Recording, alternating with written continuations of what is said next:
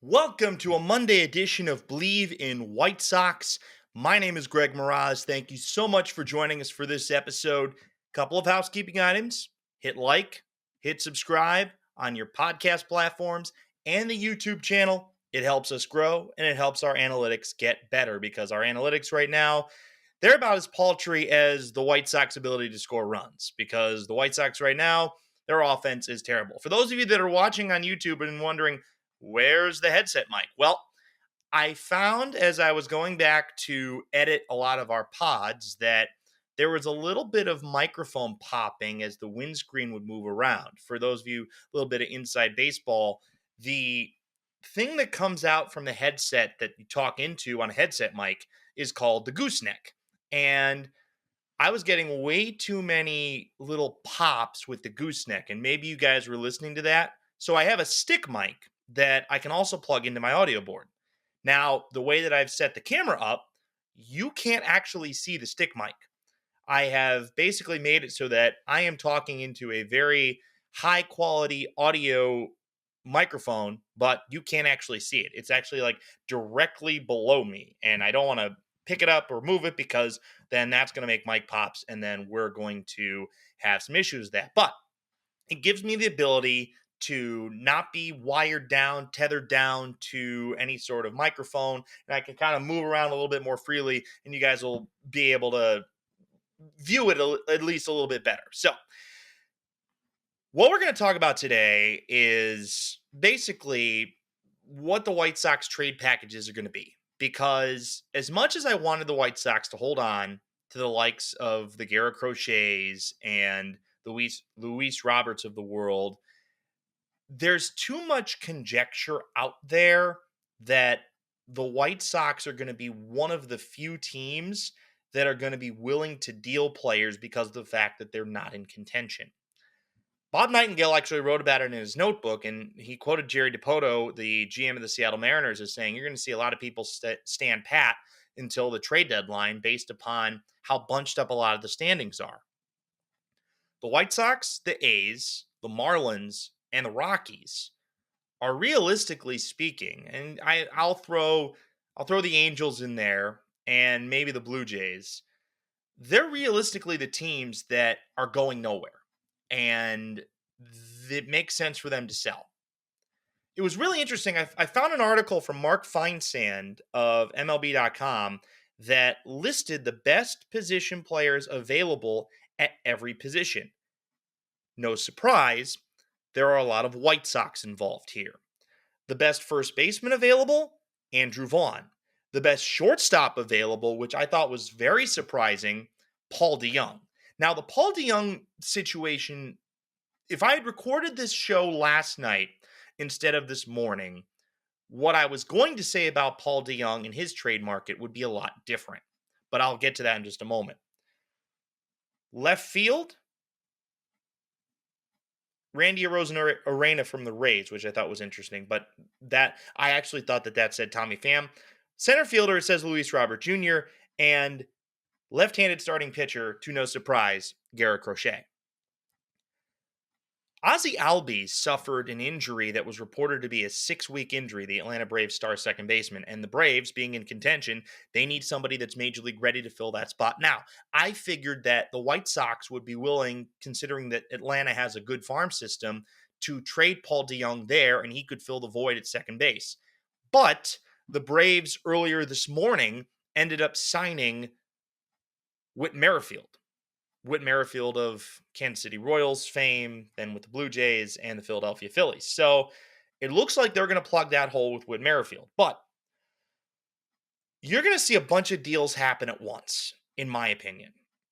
Now, there are some reports that came out over the weekend. There was the Garrett Crochet to the Yankees report we talked about last week that had them getting Spencer Jones, one of the Yankees' top prospects, back in return.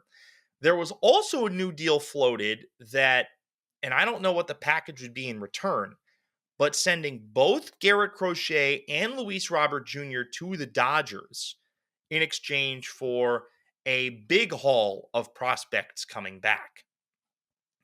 So for me, I think if the White Sox are going to trade either one or both of those guys, and I don't want them to trade either one, they can really hold out for a boatload if they decide to trade with the LA Dodgers.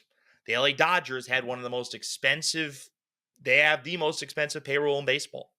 They spent, in terms of the lifetime, the contracts with Yamamoto and Shohei Ohtani over the offseason, not to mention the contracts they already have with Mookie Betts and Freddie Freeman, they spent a $1.2 billion in the offseason. The Dodgers are in the win now of all win now modes. Shohei Ohtani is probably going to win the NL MVP this year. He hit his 30th home run yesterday on Sunday Night Baseball against the Red Sox. It went out of the stadium. They cannot waste this season from Shohei Ohtani. They will get Mookie Betts back. But their starting pitching injuries, they have just. Clayton Kershaw is supposed to come back and pitch on Thursday. I don't know if Clayton Kershaw has anything left in him to be a productive member of the Dodgers rotation. The Dodgers are beat up. Getting somebody like a Garrett Crochet is going to change the arc of their season in terms of competing for the National League pennant. And to me, they're competing with the Philadelphia Phillies. That's it. I think it is a two-horse race in the National League for the pennant. It's the Dodgers and it's the Phillies. The Braves have too many injuries, and not having Acuna is going to end up coming back to bite them in the long run. I also think that the fact that Atlanta still has to rely on a 40-year-old Charlie Morton is not a great sign. I think Max Fried just went on the IL, if I'm not mistaken, and I want to make sure that I get that right. As I always say, I want to make sure that I get that right. So if Max Fried is on the IL, then that means that the Braves are already down a significant arm. And yep, Max Fried just went on the IL with a forearm issue, as did Ozzy Albies, as we told you about earlier. So Atlanta is just in a position to where they are really, really struggling in terms of injuries. So they might be somebody to trade with, but the White Sox have to be very, very picky about the prospects that come back. Chris Getz has to do his due diligence in vetting all of the prospects in these various systems that they're going to get back if they trade a Garrett Crochet or a Luis Robert Jr. Less so if you're trading somebody like a Paul DeJong. I think that you're going to get whatever top 15 level prospect that you can get if you are trading a Paul DeJong or a Tommy Pham. Maybe they can find a way to dump Mike Clevinger. That would be great. But I don't think that's going to happen. I think that there's too much bad that goes on with somebody like Mike Clevinger to where it's not worth trading him at this point. But I think that the White Sox, they can wait until the very end, until they pull the trigger on any deal. You know, we're less than 8 days away from the trade deadline at this point. But the standings being bunched up, you're going to have to find suitors that are pennant-worthy teams. Wildcard teams, the problem is that there are so many teams that are still alive for wildcard spots that nobody wants to sell. But the problem is that the buying offers from a lot of those teams, like say the San Francisco Giants and the Chicago Cubs of the world, and I don't think the Cubs are going to be buyers. I think the Giants will, because I think there is a lot of pressure on Farhan Zaidi to win right now based upon the money that they spent in the offseason. So if I'm just, say, for example, the San Francisco Giants, and I banked my season on having 2 starting pitchers as a part of my rotation that have not pitched yet this year, in Alex Cobb and Robbie Ray. Now, Robbie Ray, people knew was not going to come back until mid-July. That was sort of the poison pill for poison pill trade when they traded Mitch Haniger to the Mariners to pick up the rest of Robbie Ray's contract. They picked up the option on Alex Cobb with the full intent that with his hip issue, he'd be probably ready to go by mid-April. It's near the end of July, and we still have not seen Robbie Ray at all. Or sorry, Alex Cobb at all. So I think that the Giants may be desperate to trade for another starting pitcher. Problem is, I don't think the Giants have the prospect capital that the White Sox are going to demand back for Garrett Crochet. But Could you imagine a rotation with Logan Webb, Blake Snell, and Garrett Crochet? Ooh, man. Garrett Crochet pitching in Oracle Park, the Giants would be elated to have that. But the problem is, the White Sox don't have to trade with the Giants. The White Sox should trade with somebody that can offer them the prospect capital back that they want. That's why I think the San Diego Padres are a very interesting dance partner for the White Sox because the Padres continue to develop great prospects. And I think San Diego can have an outside chance at making a run here.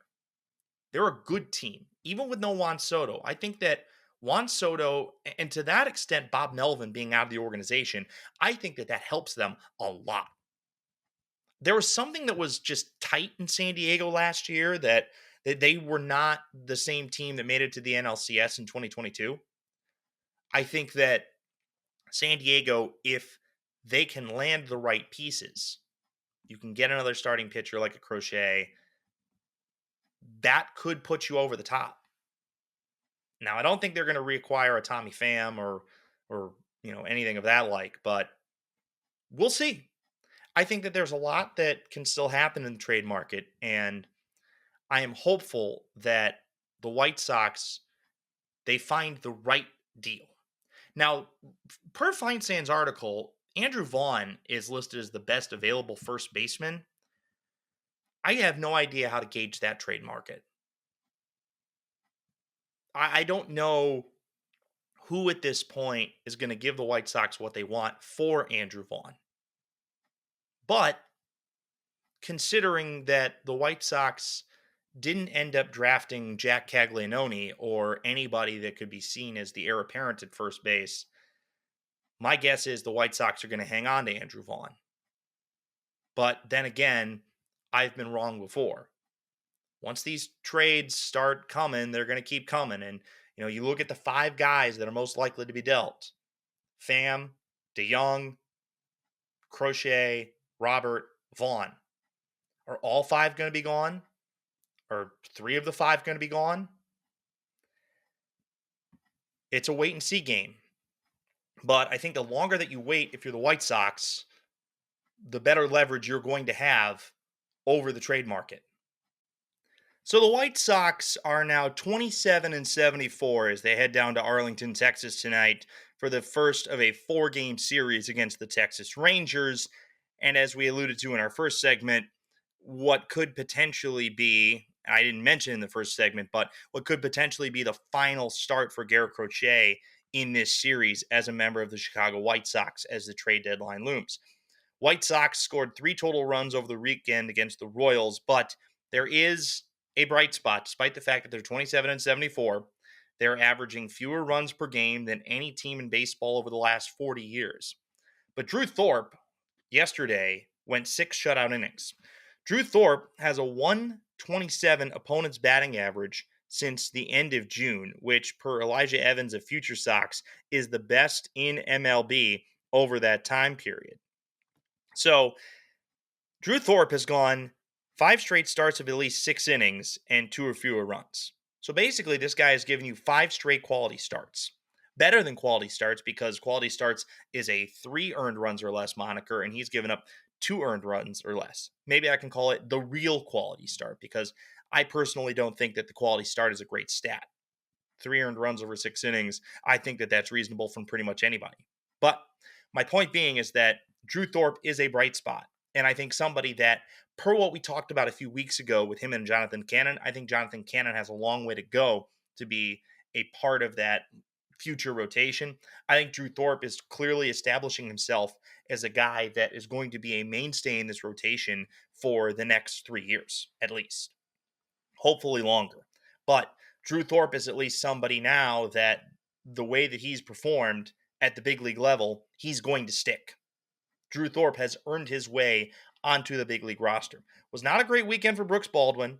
He ended up going 1 for his first 10 in the series against the Royals since he got called up. So, the jury is still going to be out on him for quite some time, but good to at least see him in the lineup. Nick Senzel playing infield. Again, I just don't know what that does for you. Maybe he's a major league quality filler guy that you have on the roster for next year, but Nick Senzel's at least playing. Yohan Moncada, very close to coming back. I think that he will probably be back at some point in the next couple of weeks. Just want to check and see. I don't know what I'm doing here. So, forget what I said. This is just sadly the state that we're in terms of talking about the Chicago White Sox. There's not a whole lot to talk about at this moment in time. This team is crescendoing into a rebuild. There are at least bright spots that you're seeing that are going to hopefully be part of this organization when they are competitive again. But the next 8 days are going to be huge in terms of deciding what the White Sox are going to do with players that could or could not be a part of this team's future. And I firmly stand on the fact that the White Sox would be better off keeping Crochet and keeping Luis Robert. That probably won't happen. But if you keep them, if they are still members of the White Sox organization on August 1st, what that means is you did not get the best possible deal. And I think when you're looking at the trade partners for them, it has to be, like I said in the first segment, it has to be somebody that's contending for a pennant. Because if it's somebody that's contending for a pennant, you're getting the best possible return. If it's somebody that isn't, my guess is you're not getting the best possible return. So wherever these guys go, it'd be the New York Yankees, the Philadelphia Phillies, the Los Angeles Dodgers. You're not going to trade within the division. The AL West is a mess. So the Seattle Mariners have slid. They and the Houston Astros are now neck and neck for the division title. So a lot can happen in the American League West. Mariner fans are in full-on revolt. They actually just DFA'd Ty France, which I thought was a really surprising move given how much he's meant to that team over the last 3 years. Maybe the White Sox end up picking up Ty France and moving on from Andrew Vaughn. That probably won't happen considering Vaughn is significantly younger than Ty France, but we will see what Chris Getz and the White Sox organization decides to do. I was thinking actually about doing a 2025 schedule analysis, but I hate in the NFL where you've got only 17 games, doing a schedule analysis is fine. MLB is basically the same opponents every year now. You play your division opponents 4 times, and then you play all of your other opponents in the American League, once at home, once on the road, and then you're playing every National League opponent once. So there's a balanced schedule, and it's just a matter of where you play the teams and what order you play the teams in and how strong your division is that year. So that's it. That's all. I really don't have much else to say today. It's a Monday. I'm hopeful that we'll have some news to talk about soon. If we don't, I'm not going to promise you when the next episode of this thing is going to be. Maybe we'll have something significant to talk about in terms of the series at the Rangers. I was thinking of reaching out to Mitch Vereldis from Believe in Rangers to preview the series, but in all reality, I mean, what's the point? What's the point? I mean, what's the point? Yeah, the White Sox have a 4-game series with the Rangers. What kind of effect is it going to have on the White Sox season at this point? They just scored 3 runs total in a 3-game series. That's unacceptable. 1 run, 1 run, 1 run. Now, the Royals have a good pitching staff, but I'm sorry. This team needs to be better than this. It needs to be better than this.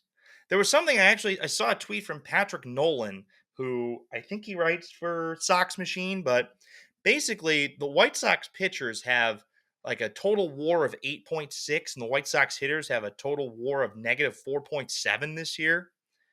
It's truly incredible how bad the White Sox are offensively. Like it is as bad as I can remember it in my lifetime. And it shouldn't be that way because there's too much talent on this team to be hitting this bad. There just is. So that's it. That's all. Thanks, everybody. We will talk to you soon here on Believe in White Sox.